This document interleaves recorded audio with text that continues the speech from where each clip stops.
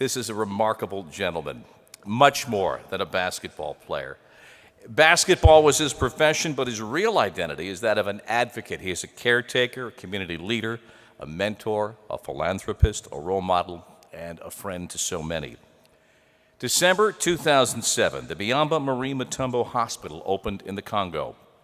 Named in memory of Dikembe's beloved mother, this hospital has treated over 100,000 men, women, and children.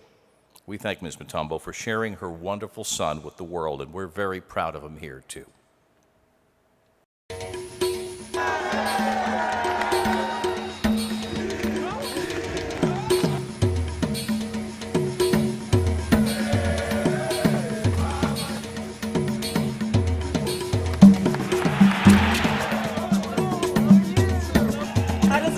Back home, Dikembe.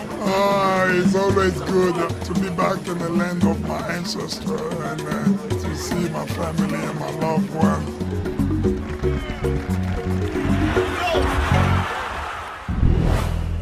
It's been 20 years since Dikembe Mutombo left Kinshasa, the capital city of the Democratic Republic of Congo. He left on an academic scholarship as a pre-med major, with his sights set on returning to his homeland to practice medicine. But his Georgetown University coach, the legendary John Thompson, had other plans for the lanky African. My coach, John Thompson, someone that I respect so much, I look as a father for this great thing he did. In his professional career with the NBA, Dikembe has become one of the game's most feared and revered defenders. But his success and love for the game never trumped his love for his country. How significant is this trip? This has meant a lot to me. I'm very full of joy. We are marking history in the continent of Africa, but we are setting an example for so many people to follow. One of my dreams in life was to serve people. And I'm glad that through my faith, then God revealed my dream. That dream? To build a hospital for Kinshasa. The city of Kinshasa was attacked in 1997 by the rebel. They were trying to take over the city. And it didn't happen. And my mom was having like what they call minor heart attack.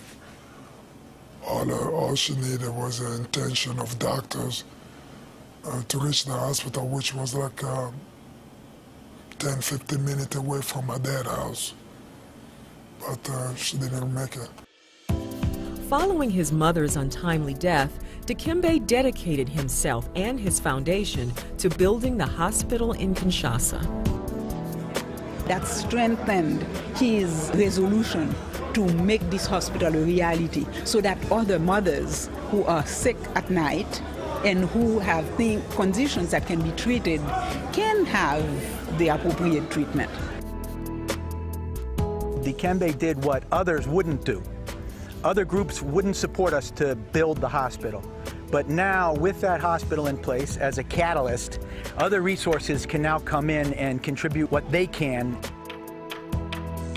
It's really an opportunity to create a model health system in a very poor, very underserved area.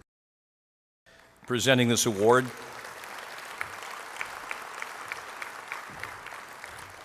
and also reading the inscription, Carol Stern, the President and CEO of the U.S. Fund for UNICEF.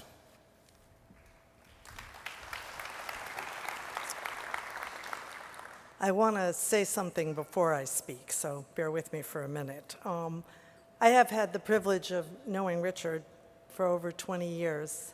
And Richard, you spoke of your heroes. You are truly one of mine. There are few people in the world that can sustain that many years and still look good, think good, feel good, and do good. And you are really a remarkable man, truly.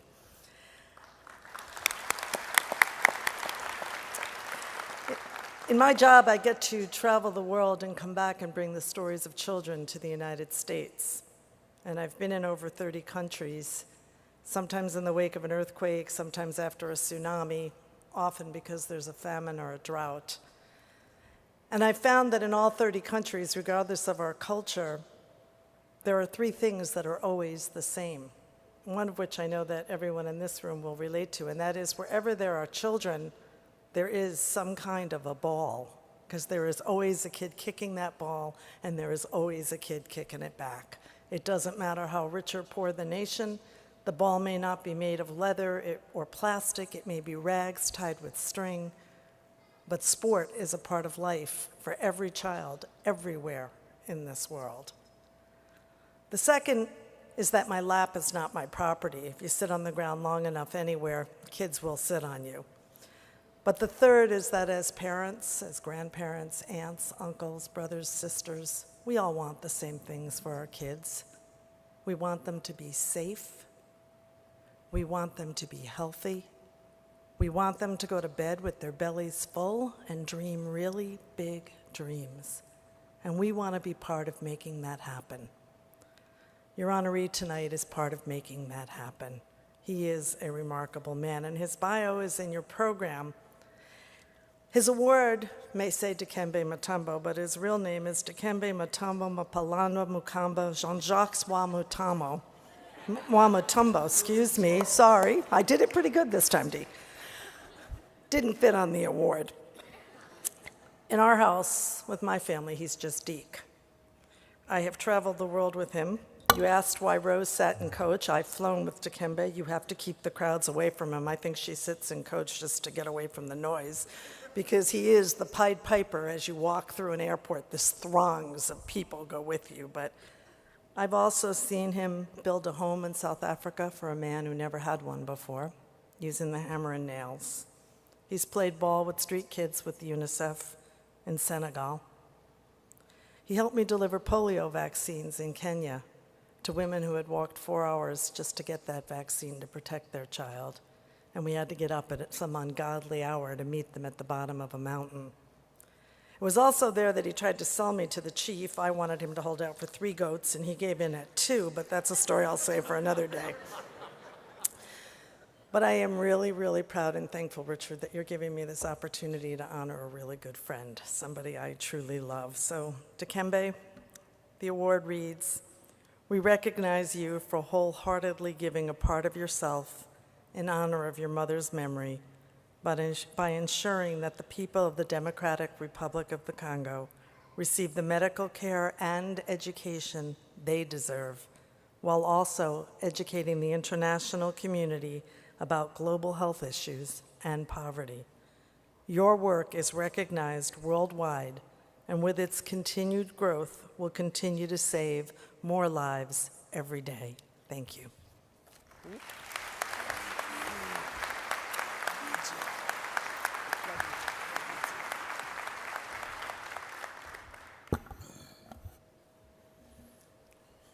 I think I'm going to use this mic. Thanks, Carl, for this wonderful award that you gave today. And I want to start by thanking all of the nominees for this extremely good work that they are doing in the community to make a difference, to make the world that we are living today a better place.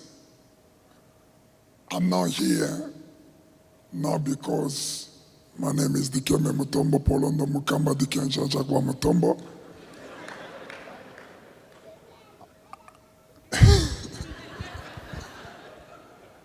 I'm here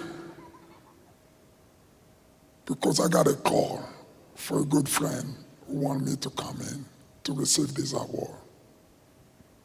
It was hard and difficult to say no to Richard and his lovely wife and daughter that I got a chance to know for so many years, or more than 22 years.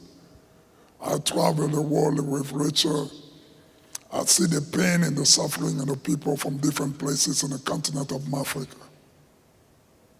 But when Richard told me, say, "Dick, I need you in Florida," it was tough. And I know you might wonder, how did I get here today? I had to leave everything behind to come here to support my friend and to receive this award. I've gone to my life to build this hospital because of my faith and my belief. I believe that everything that God has given to us in this world is to go out, use it in a proper way, and trying to make a difference for the generation to come. There's nothing that we have in this world that we can take it with us when we're gone. So coming from the continent, you have suffered enough from the pandemic of HIV/AIDS, which have destroyed the fabric of our society, where more than 20-some million people have lost their life. We have more than 20-some million children that have been left orphans, where UNICEF and other organizations have come in to do their work to try to make sure that the future of those young kids are much brighter and to give them hope. That's why I want to make a difference. I want to make a difference because I come from the same continent. I have a strong proverb that says, when you take the elevator to go up, you always have to make sure to send the elevator down, because there are so many people who are trying to take the same elevator to get where you are. I was blessed and fortunate to go to a school in a wonderful institution like Georgetown University and graduate and get a chance to play the game of basketball in the NBA for more than 18 years. But my passion in life always to changing the living condition of my people on the continent. I know that the video that they showed to us today, that the world coming to the end, I know it's not the end yet, because I can see the light in the end of the tunnel. I still believe that there's a hope. My continent is suffering right now with the pandemic of Ebola. We went from HIV/AIDS, we went to a civil wars, now we got the Ebola. I know that the World Health Organization and UNICEF are doing their best to save all those people who are suffering with the pandemic. But our hope and our prayers still keeping us strong. And now you see why this hospital was built. I know my mom died from these circumstances, but Africa continued to face so many challenges. And I will ask each one of you to continue to pray for us, pray for my continent, see what you can do in your life. If you can reach out to some family in Africa or any organization, a UNICEF, World Health Organization, anything where you think that you can contribute to make a difference. The Dikembe Mutumbo Foundation in his hospital, we are not the only one trying to make a difference. Africa needs you. Nelson Mandela, before he passed away, he said that through your hands, that we're going to make a world a better place for the next generation. And I ask you, use your hands that God gives to you. Go out as you leave this room tonight. Go out to make a difference. God bless you.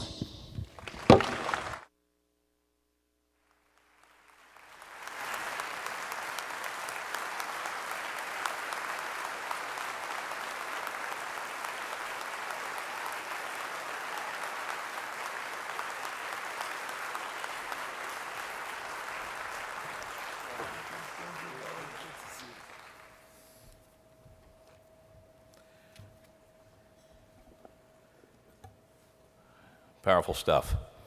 Again, Dikembe, congratulations for receiving this award. We're glad that you were able to come here and accept our award. Tell us how you feel about receiving this award tonight.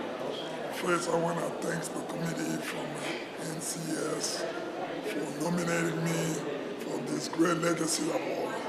I think this legacy award was not just given to me. It was mostly given to all those people who are working with me day and night. Make sure that we can save us a million lives in the continent of Africa. Okay. Now, I don't know if anyone has told you, so I think I'm the first to let you know that you are now a lifetime member of the NCAS. So what does that mean to you, and how will you use that membership? I think it's a very big. It's big than alive to go to one of the great organizations like NCS, the organization that are trying to reach the entire platform of the people around the world to bring us together, despite our differences, despite our race, to know that in this world we are all together. We are fighting for unity.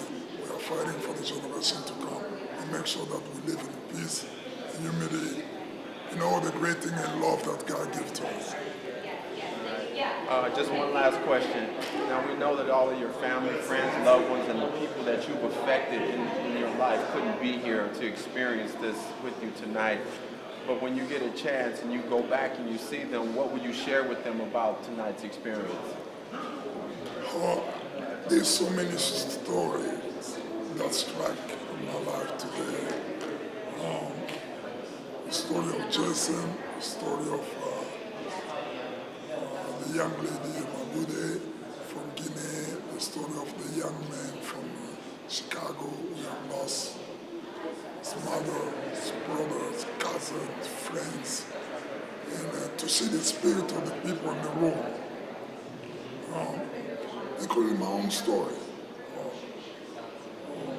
A child from Congo who grew up from the father and mom who made only $37 a month to raise 10 children, but losing a mother during the Civil War. So I share a lot of passion and sadness on everything that was shared today in the room. So I'm proud to be here.